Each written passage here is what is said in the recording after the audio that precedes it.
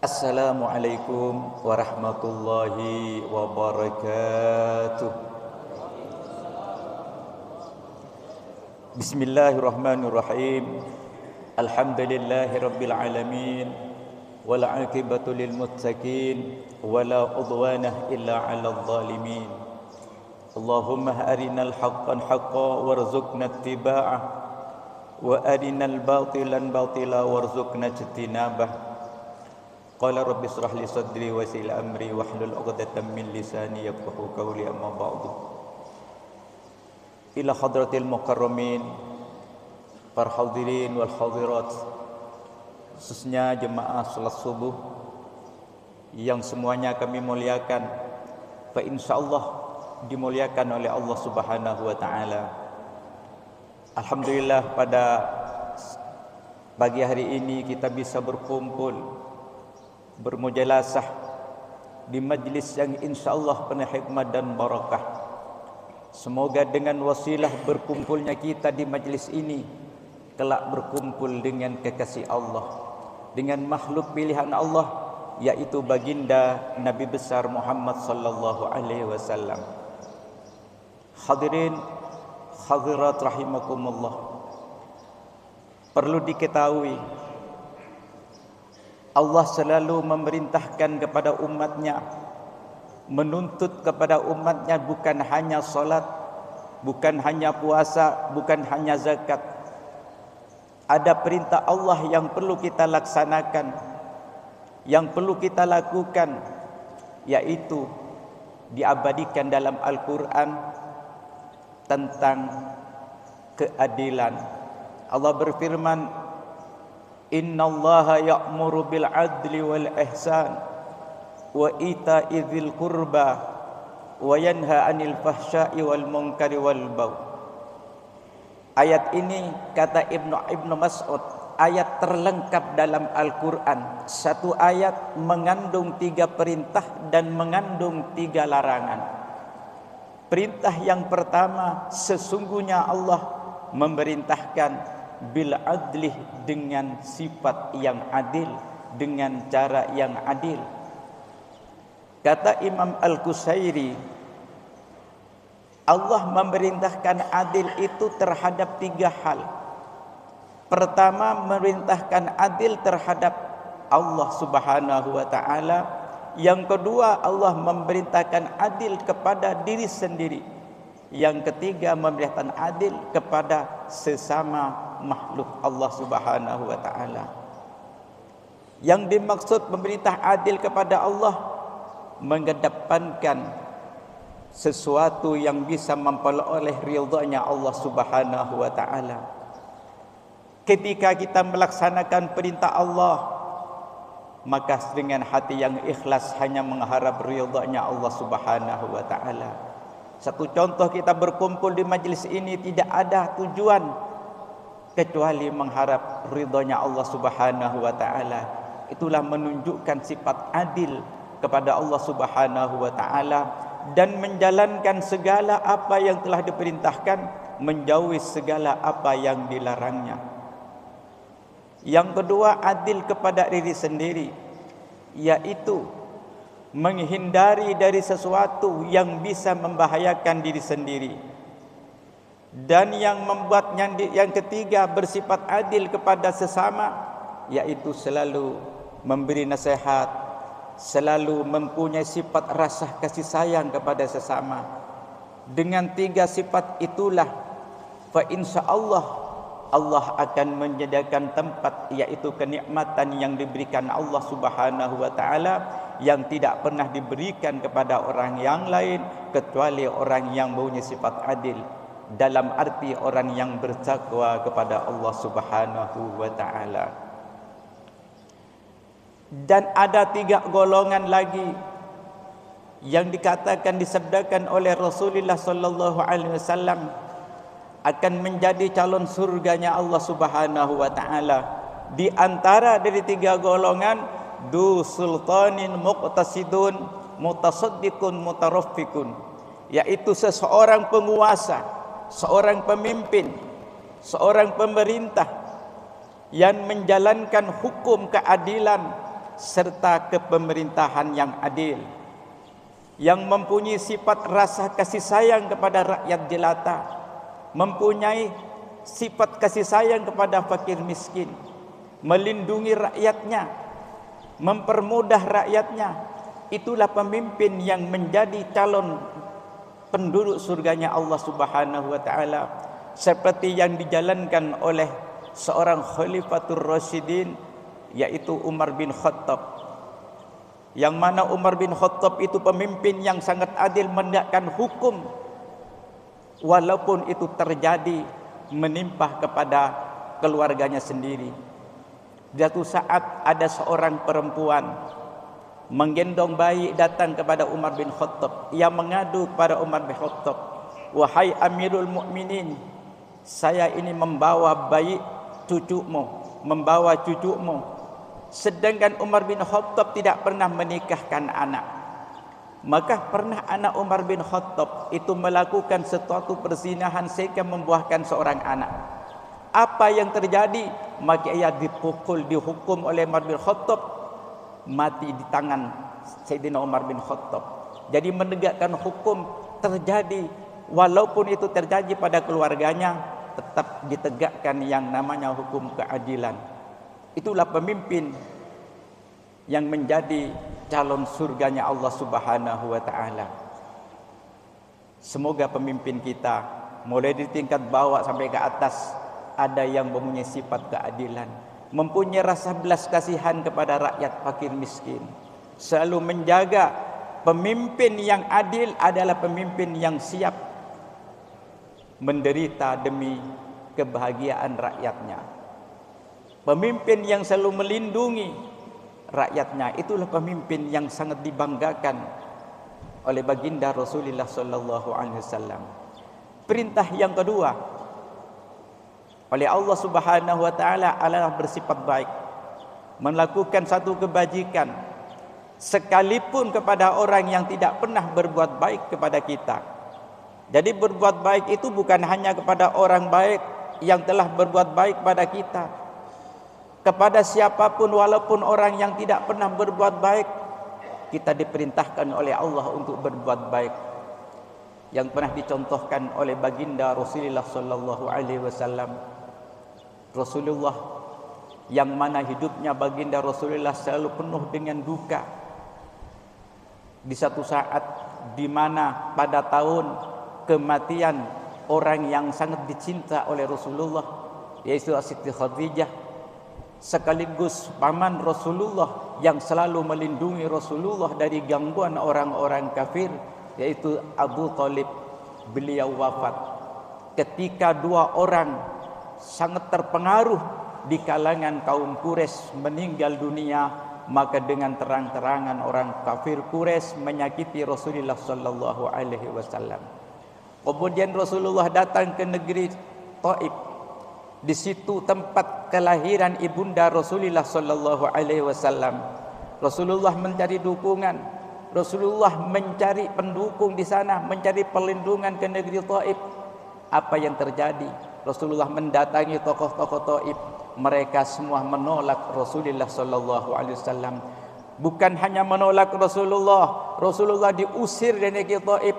Bukan hanya diusir, Rasulullah itu dilempari batu oleh pemuda-pemuda Taif, sehingga darah segar mengalir dari wajah Rasulullah yang mulia sallallahu alaihi wasallam.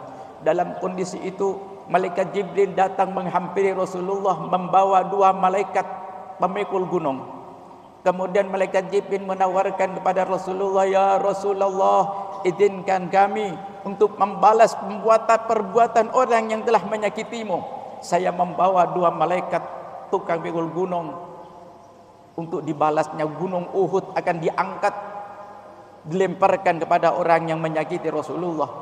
Apa jawaban Rasulullah ketika malaikat Jibril menawarkan untuk membalas perbuatan mereka? La ya Jibril fa innahum la ya'lamun. Jangan Jibril, jangan sakiti mereka, jangan balas mereka, karena mereka itu tidak tahu bahwa saya itu adalah seorang nabi dan rasul. Itulah akhlaknya Rasulullah sallallahu alaihi wasallam. Bukan hanya Rasulullah itu memaafkan, Rasulullah mendoakan mereka, ya Allah, ampunilah dosa-dosa orang yang menyakiti saya. Ya Allah, mereka tidak tahu bahwa saya itu seorang nabi, tapi saya mengharap ya Allah, kata Rasulullah, semoga anak cucu mereka nanti menjadi hamba yang beribadah kepadamu ya Allah. Itu akhlaknya Rasulullah sallallahu alaihi wasallam. Begitu mulia sehingga Rasulullah itu dipuji oleh Allah dalam Al-Quran, wa innaka la'ala khuluqin azim. Rasulullah membagi akhlak Al-Quran. Yang mendidik akhlak Rasulullah adalah Allah subhanahu wa ta'ala. Sesosok manusia yang tidak punya rasa dendam kepada siapapun, sekalipun orang itu telah menyakiti. Itulah Rasulullah sallallahu alaihi wasallam. Seperti ada seorang majusi, orang penyembah api, ia setiap waktu, setiap hari selalu mencaci maki Rasulullah sallallahu alaihi wasallam.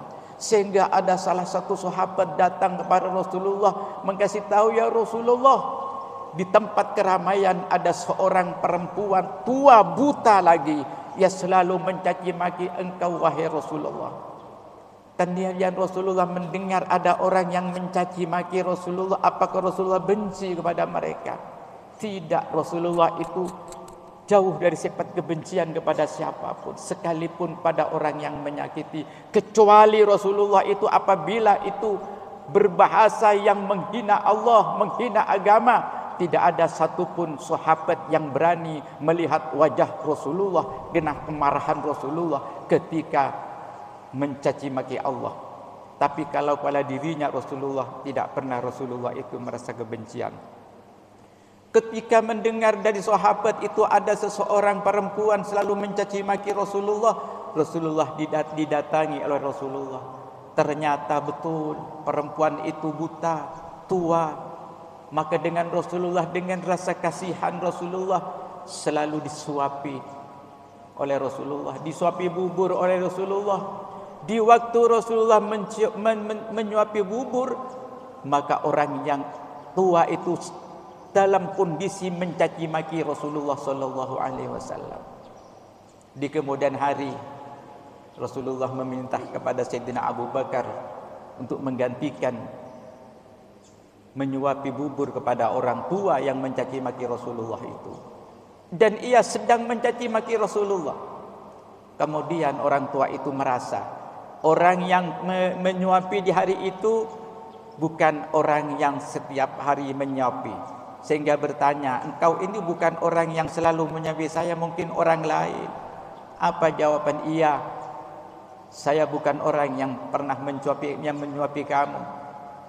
Siapa orang yang pernah selalu menyuapi saya itu? Itu orangnya kalau tangannya menyentuh badan saya itu merasa tenang, aman, damai. Siapa orang itu? Itulah orang yang selalu dicaci maki oleh engkau. Ketika dengar bahwa Rasulullah orang yang menyuapi itu, kemudian orang tua itu ada penyesalan yang mendalam sehingga menjerit, mengeluarkan kalimat la ilaha asyhadu an la ilaha illallah wa asyhadu anna Muhammadur Rasulullah. Seketika orang itu masuk Islam karena tahu bahwa orang yang dicaci maki itu adalah orang yang sangat mulia akhlaknya. Semoga kita tergolong umatnya Rasulullah sallallahu alaihi wasallam. Sebelum kita akhiri, perlu diketahui Pak, ada sedikit kesalahan di tengah-tengah masyarakat kita ketika berdoa selamat, ya Pak ya. Tolong itu perhatikan. Karena tadi malam saya itu ada acara, terus di acara itu berdoa. Menurut pandangan ilmu nahwu itu salah doanya, doa selamat Pak. Allahumma inna nas'aluka salamatan fid dini wa afiyatan fil jasadi wa ziyadatan fil ilmi wa barakatan fir rizqi ila akhirih. Itu redaksinya. Karena doa itu warid datangnya dari Rasulullah SAW. Lalu dibaca Allahumma inna nas'aluka salamatan fid dinina wa afiatan fil jasadina wa ziyadatan fil ilmina. Pernahkah mendengar orang berdoa seperti itu, Pak? Itu aslinya salah, Pak. Di dalam ilmu nahwu, kalimat isim itu ada tanda isimnya pakai al fil ilmi, ada pakai tanwin tanda isimnya. Kedua tanda isim itu tidak bisa berkumpul dalam satu kalimat karena mempunyai makna tersendiri. Kalau isim itu memakai tanda isimnya al, itu mempunyai makna khas tertentu. Tapi kalau memakai tanda isimnya tanwin, itu mempunyai makna umum. Di situ, Pak, ya, kesalahannya itu. Sedangkan dalam kaidah nahwu, kalau isim ma'rifat, isim yang beri tanda dengan al tidak boleh disambung dengan dhamir, dhamir muttasil. Jadi fir rizqina tidak boleh, kecuali isim nakira. Tidak boleh al fi rizqina. Kalau dijadikan isim nakira, maka maknanya sudah berubah. Allahumma inna nas'aluka fid din. Ya Allah, berilah kami keselamatan dalam agama, yakni agama Islam. Karena makna agama tertentu, yaitu agama Islam, mana khas. Kalau fid dinina, agama umum, bebas. Fir rizqina, itu dalam yang ini, ya Allah berilah keselamatan, Allah merasa fid din, wa afiatan fil jasadi, wa ziyadatan fil ilmi, wa barakatan fir rizqi, fi rizqina semuanya. Itu yang disebut fil rizqi, itu rezeki yang halalan thayyiban mubarakan. Kalau dikata fi rizqina, itu mempunyai makna rezeki halalan au haraman. Ya, Pak. Maka kalau berdoa janganlah menambah na. Kalau memakai isim ma'rifat, maknanya rusak nanti, Pak. Jadi doa yang ada aja, Pak. Yang redaksi yang ada, Allahumma inna nas'aluka salamatan fid din, wa afiatan fil jasad, wa ziyadatan fil ilmi, wa barakatan fil rizqi. Begitu aja. Ya. Yang kedua, ada lagi kalau khususon, itu kesalahan ila ruhi. Kalau laki-laki ruhi, kalau laki-laki perempuan ruhati. Wa ila ruhati. Subhanallah. Tidak ada ruh itu muannas, ada itu muannas, ada laki-laki perempuan. Laki-laki atau perempuan tetap ila ruhi. Ya. Kalau laki-laki ruhi, kalau perempuan ruha, itu agama hukum buat sendiri namanya. Maka tidak boleh. Kalau kita beragama harus punya sanad agama. Insya Allah kita selamat. Tujuannya kita dapat jadi pahala, tapi bukan pahala yang didapat. Maka di situ mari kita banyak belajar tentang agama. Terutama berkumpulnya kita di majlis ini, insya Allah disaksikan oleh baginda Rasulullah sallallahu alaihi wasallam. Insya Allah dibanggakan oleh Rasulullah sallallahu alaihi wasallam. Rasulullah sangat bangga yang mana umatnya masih tetap itu menjalankan, menghidupkan sunnah-sunnahnya Rasulullah sallallahu alaihi wasallam. Di antaranya sunnahnya Rasulullah adalah majlis taklim. Bangga. Kalau orang sudah menghidupkan sunnahnya Rasulullah, menunjukkan kecintaan kepada Rasulullah sallallahu alaihi wasallam. Maka Rasulullah berjanji, man ahabbani kana ma'i fil jannah. Barang siapa yang mencintai, yang cinta kepadaku, nanti akan bersamaku di surganya Allah Subhanahu wa taala. Semoga kita tergolong umatnya Rasulullah. Di dunia kita tidak berkumpul dengan Rasulullah, dan semoga kelak di hari kiamat, kelak di hari yang abadi, kita berkumpul berganda kekasih Allah Subhanahu wa taala, yaitu baginda Rasulullah sallallahu alaihi wasallam. Demikianlah saya sampaikan. Syukurnya kami mohon maaf apabila ada kata-kata yang kurang pas disampaikan. Kami manusia biasa, saya manusia biasa yang tidak lepas dari kesalahan. Kami mohon maaf yang sebesar-besarnya. Akhiran wallahul muwaffiq ila aqwamit thoriq. Assalamualaikum warahmatullahi wabarakatuh.